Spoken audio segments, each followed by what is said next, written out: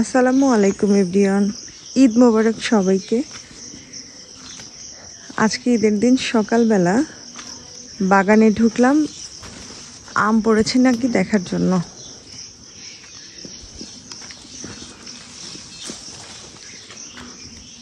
এটা হচ্ছে আমাদের বাগান। ওই যে আমাদের আম গাছে অনেক আম আছে এখনো। আর দেখি নিচে কোনো আম পড়েছে নাকি।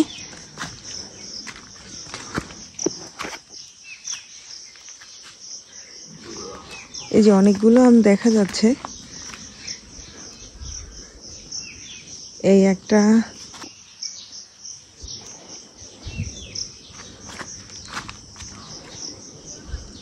অনেক আম পড়ে আছে, তবে কোনো আমি নাকি ভালো না। আমার মনে হচ্ছে এই আমটা ভালো না, এটাও ভালো না। দেখেন কি পরিমাণে আম পড়ে পচে আছে, খাওয়ার কেউ নাই। এগুলো অবশ্য কেউ খোটেও না।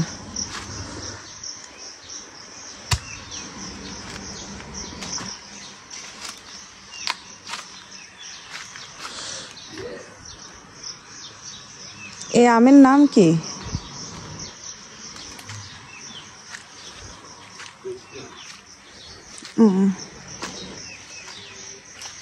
দেখেন তো এটা কি ভালো আছে নাকি ফালাই দেব। আমাদের বাগানে সব ধরনের ফল গাছ আছে, কিন্তু খাওয়ার কোনো মানুষ নাই। দেখেন এখানে কি বড় বড় আম ঝুলতেছে।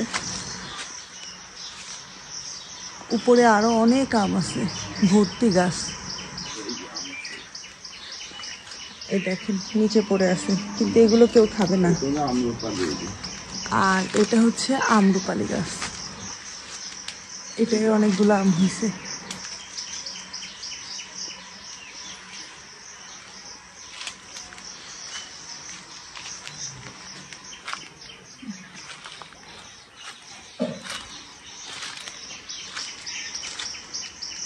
এখানে প্রত্যেকটা গাছে আম ভর্তি। আম পড়ে পড়ে পচে আছে।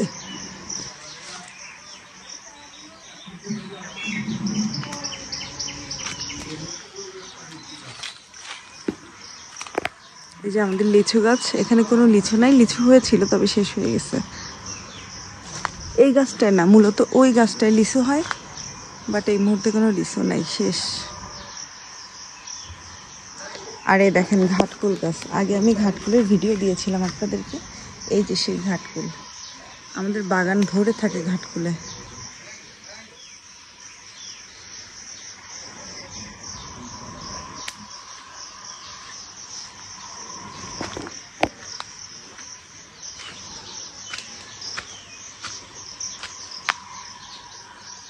এখন দেখি বাগান থেকে একটু বের হয়ে যায়। এটাই একটা মশলা গাছ, এই পাতাটা দিয়ে রান্না করলে মাংস বা যে কোনো জিনিসে অনেক সুন্দর স্মেল বের হয়।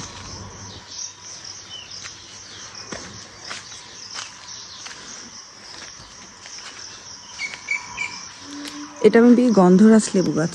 এই যে ছোট ছোট অনেক লেবু হয়েছে গাছে। এই লেবুগুলো এখন অনেক ছোট, খাওয়ার মতো না।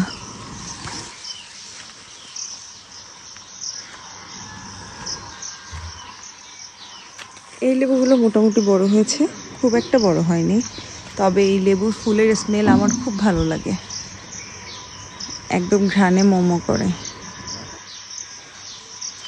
আর ওখানে একটা আমড়া গাছ আছে, চলেন দেখাই।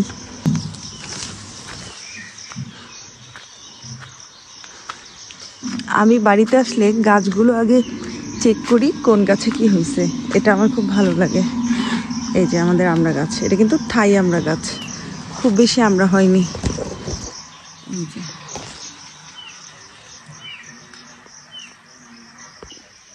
আর এদিকে ডালিম গাছে দেখেন কতগুলো ডালিম হয়েছে। আর কিছু কিছু ডালিম আমার শাশুড়ি এভাবে ব্যাগ দিয়ে বেঁধে রেখেছে, এগুলো বেশ বড় হয়ে গিয়েছে তাই এগুলোকে ব্যাগ দিয়ে বেঁধে রেখেছে। আর এই যে এখানে একটা ছোট্ট ডালিম, মাশাল্লাহ। সো এখন আমি বাগান থেকে বের হয়ে যাচ্ছি।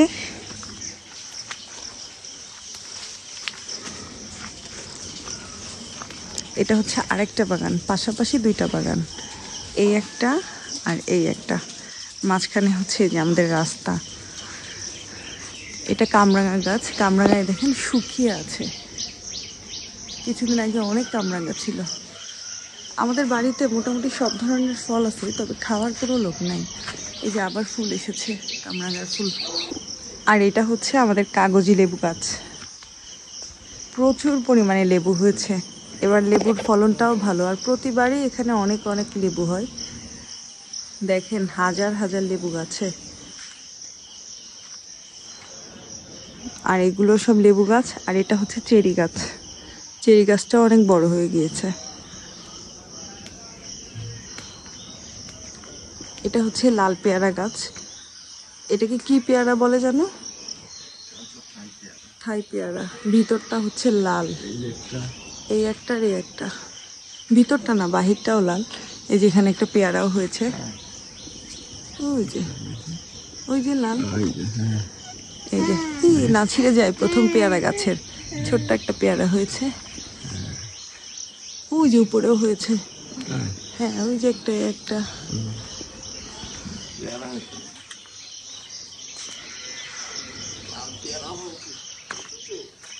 তবে আমাদের কাঁঠাল গাছগুলোতে এখনো কাঁঠাল হওয়া শুরু করেনি।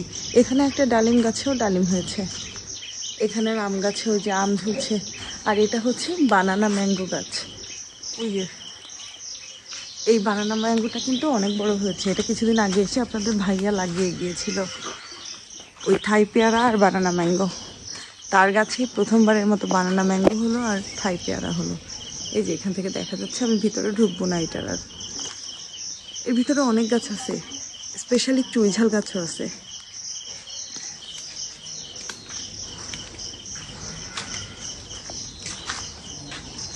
এই যে একটা আম গাছ, এখানে কোনো ধরনের কোনো ফল দেখা যাচ্ছে না, হয়তো এটায় কোনো ফল হয়নি। আর এটা হচ্ছে জামরুল গাছ।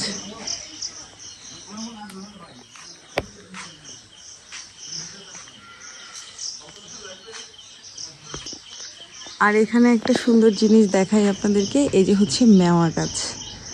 এটা দেখেন কত ফুল ধরেছে প্রথমবারের মতো। এসব গাছ কিন্তু একেবারেই নতুন, প্রথমবারের মতো ফুল ধরলো এগুলোতে, মাশাআল্লাহ। এই যে এখানে এই মাওয়াটা হচ্ছে মনে হয়।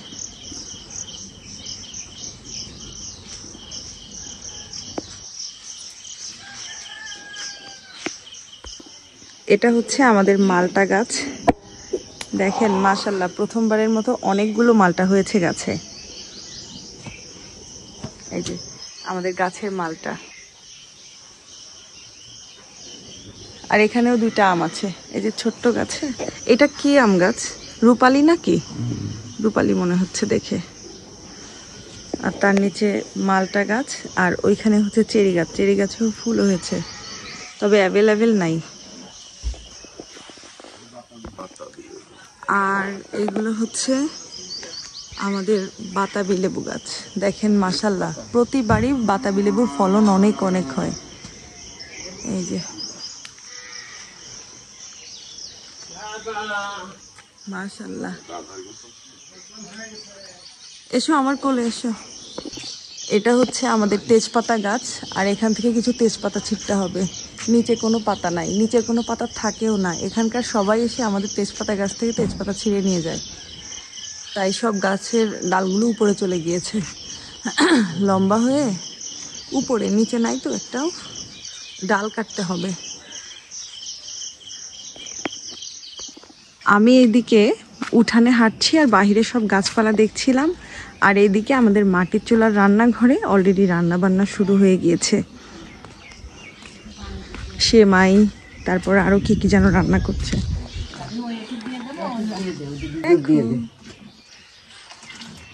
খাঁটি গরুর দুধ দিয়ে রান্না করা হচ্ছে। আমাদের এখানে কিন্তু সেমাই রান্না করতে গেলে নারকেল দিয়ে রান্না করা হয়, তাই না? অল্প নারকেল দিছে না? গরুর দুধের সাথে নারকেল মিশিয়ে সেমাইটা রান্না করলে সেমাইয়ের স্বাদটা অনেক গুণ বেড়ে যায়।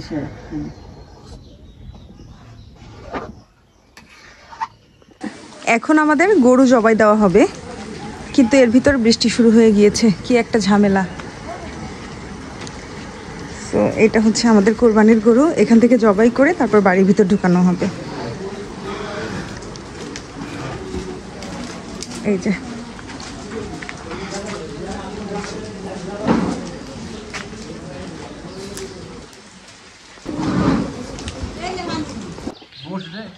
দেখো আমাদের মাংস বানানো শুরু হয়ে গিয়েছে।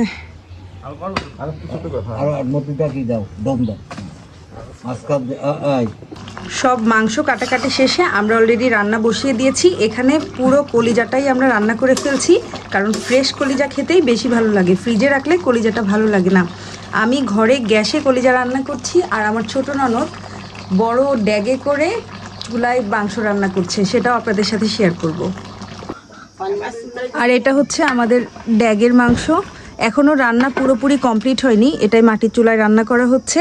তো একটু পানি বসানো হয়েছে, তাই চুলার ড্যাগটা পাশে নামিয়ে রাখা হয়েছে। চুই ঝাল দিয়ে মাংস রান্না, এই যে চুই ঝাল, আমাদের এখানে কিন্তু মাংস রান্না করতে গেলে অবশ্যই চুই ঝাল দিতে হয়।